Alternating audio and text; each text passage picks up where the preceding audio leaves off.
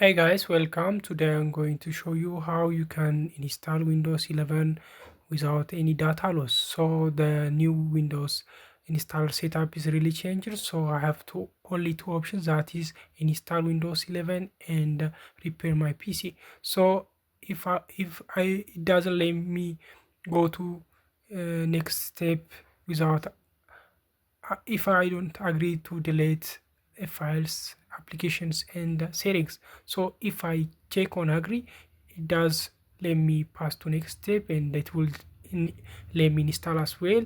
But if I want to keep all my files and install Windows 11, I will click on previous version of setups. So now I've got my previous version setup, so I'll finish the installation process.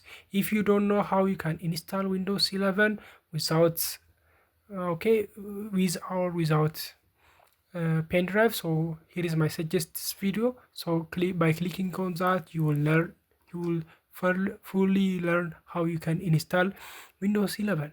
So if you really found this video useful, hit the like button, as well as share and leave a comment. That is really important for me. So see you next time. Bye.